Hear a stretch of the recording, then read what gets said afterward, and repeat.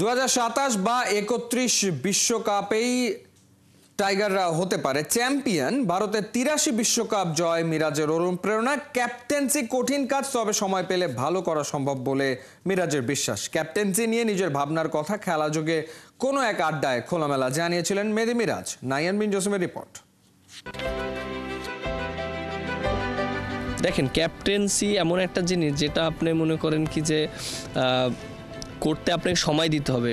Basically national team তো মনে করেন এখানে প্রেশার থাকে অনেক, এখানে ইজি না ক্যাপ্টেন্সি করা, যে করে সেই জানে। বাট যেহেতু এজ লেভেলে ক্যাপ্টেন্সি করেছি, ক্লাব ক্রিকেটে বিপিএলে করা হয়েছে এর আগে, আমি জানি যে প্রেশারটা কোন জায়গায় থাকে। আমাদের সিনিয়র যারা ছিলেন তারা কিন্তু একটা বাংলাদেশকে একটা জায়গায় নিয়ে গেছেন, একটা স্টেপ নিয়ে গেছেন। বাট এখন আমাদেরকে রেসপন্সিবিলিটি নিতে হবে।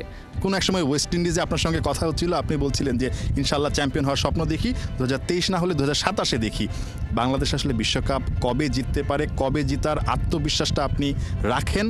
ঠিক এই ভৈরব নদীতে বসে আজকে এটা বলতে চাচ্ছি এই কারণে, একটা সময় স্মৃতি হিসেবে থেকে যাবে। কোনো এক সময় এই কথাটাই হয়তো বা আপনাকে বলতে পারবো যে আসলে আপনার প্রিয় জায়গাটায় বসে আপনার কাছ থেকে একটা কথা শুনেছিলাম এবং সেটা সত্য হয়েছে। ইনশাল্লাহ আমি মনে করি যে 27 এবং 31 এই দুই বিশ্বকাপের ভিতরে ইনশাল্লাহ আমরা একটা বিশ্বকাপ চ্যাম্পিয়ন হব। সম্ভব? অবশ্যই, কারণ অসম্ভব বলে পৃথিবীতে কোনো কিছু নেই। আর মানুষ, আমি বিশ্বাস করি, পারে না এমন কোনো কিছু নেই, কয়েকটা জিনিস বাদে। আর মানুষ যদি ওইভাবে ডেডিকেট থাকে বা ওইভাবে যদি থিঙ্কিং থাকে, অবশ্যই চ্যাম্পিয়ন হওয়ার মতন। কারণ আমি কেন এই কথাটা বললাম, আপনি দেখেন ইন্ডিয়া 83 বিশ্বকাপ জিতেছিল, তখন কি টিম ছিল?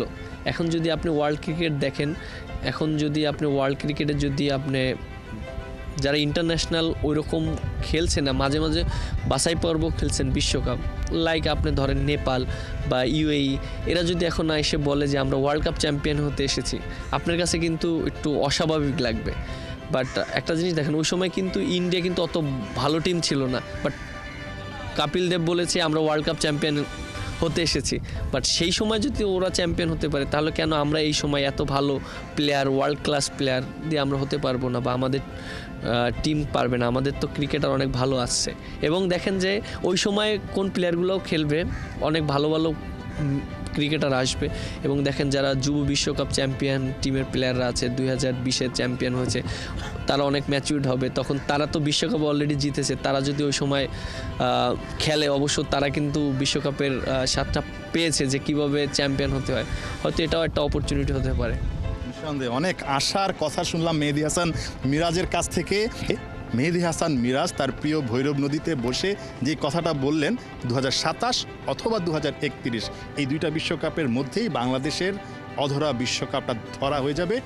বিরাট বড় একটা স্বপ্ন, বিরাট বড় একটা আত্মবিশ্বাস।